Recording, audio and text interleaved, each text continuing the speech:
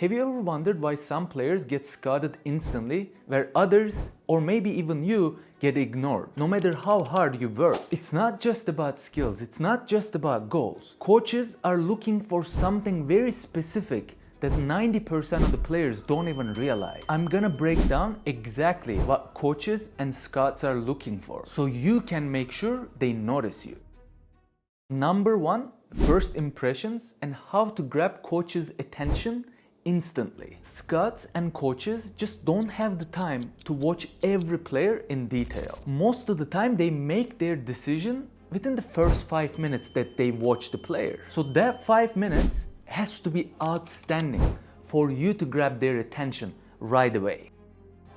Tip number one is your energy and your body language. Jogging around with a bad posture, slouching when you don't have the ball, or your hands in your hips. These are just red flags right away to a coach. So your stance, your posture, your body, just the level of confidence that you have. Coach has to know, okay, this player is very confident. Make eye contact, communicate, demand the ball. Coaches notice players who just demands the ball, just wants to be involved in the game, which is a sign that you are not scared of having the ball. You're confident to receive the ball. Tip number two is you have to make early impact. Coaches don't care if you just grow into game, you open up later on. You just gotta have to show what you're capable of immediately. I'm not telling you to just dribble around 10 players, but you communicating, you demanding, showing your confidence is just a good sign for a coach that's watching you. Start your intensity from the first whistle. So make sure you win your first challenge, your tackle, complete your first pass, have a good first touch. Show them that you're here to play. Part two is the key trait just every coach looks for from every player, no matter what position you're playing. Most players focus on only skills, but coaches care about much more than that. First of all, your game intelligence. Can you read the game? Can you anticipate the play? Can you make smart decisions when you're under pressure? Then your first touch and your control. A bad touch slows the game. Bad touch doesn't allow you to make the right passes, doesn't allow you to make the right decisions. So you have to have excellent first touch so you grab the coach's attention immediately. Then number three is your positioning and your movement. This is whether your movement off the ball or when you have the ball. Are you just running around on the pitch? Or are you running with a purpose? Are you at the right place at the right time? Study the game and know every position, where you are supposed to be exactly when you are supposed to be. This is if you're attacking or if you're defending. Then your defensive work rate. Just because you're a striker, a winger, attacking midfielder doesn't mean that you can't defend or you shouldn't defend. Because the coach that's watching you will pay attention how much this player contributes to the team's defending. If you're an attacker, if you don't track back, they will scratch your name off immediately. Then leadership and communication. If you're too shy or too silent when you're playing the game, this is a red flag immediately. I want every player that's playing for my team to talk, communicate, give order to each other, receive order from the players. You have to organize the play, organize your teammates, encourage your teammates, lead your team, and know how to get led by your teammate.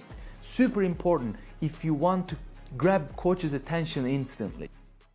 Part three is how to shine in tryouts and games when the scouts are watching. Tip number one, stay involved.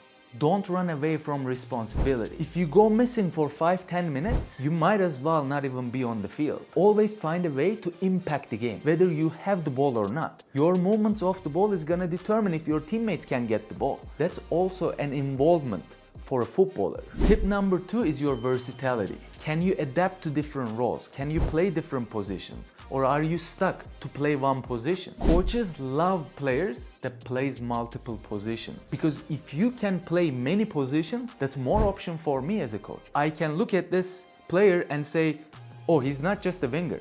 He could play the fullback or he could play attacking midfielder. Now I can get 3 positions out of you. Tip number 3 is to stay calm under pressure. If you panic when you get the ball, this shows lack of confidence. and it's most likely a red flag for a coach. Stay composed, keep scanning, and play simple when needed. Yes, maybe throughout the years and as you gain more experience, you can learn how to play under pressure and you can stay calmer. But if you are planning on trying out for higher levels, now those coaches, clubs don't have time to improve you. Part 4 is the number one mistake that gets player overlooked. This is what separates players who get recruited from those who don't. There are 4 red flags that will make coaches ignore you immediately. Complaining after a bad pass. If you make a bad pass, or if your teammate makes a bad pass, and if you just complain over it, this is a huge red flag for the coaches. And they will immediately ignore you if you're just a negative player. Second red flag is giving up after you lose the ball. Basically, if you give up after you lose the ball, you don't track back, you don't recover. I just wouldn't want a player like that in my team. Number 3 is bad attitude towards your teammates. I wouldn't want anybody in my team that's picking a fight with the teammates, whether they made a bad pass or they just can't handle the pressure by the teammates. So you have to get along with the players that you play football with. Fourth red flag is being too quiet and being shy. So basically, you're gonna have to learn to communicate if you wanna play football at high level. If you make a mistake, bounce back immediately. Track back and recover right away. Scouts love players who don't give up, who recover quick and keep pushing. And bonus tip, how to get noticed even if you are not the flashiest player out there. Be a leader. Talk, organize, encourage.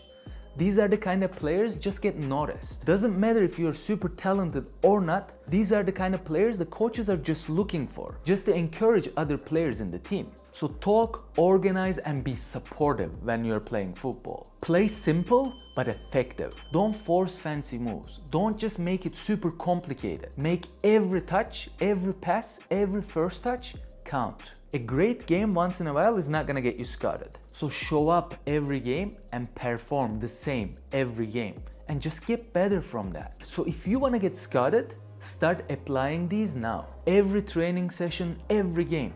Coaches are watching you all the time. Which one of these tips do you need to work on the most? Drop a comment and let me know. Maybe we can fix something together. And if you want to get more tips like this to level up your game and get scouted, hit that subscribe button right now and turn on the notifications. Hope you enjoyed this video. Please drop a like, and if you want to improve your fundamentals like your first touch, here's a perfect video for you. Thanks for tuning in, and I will see you next time.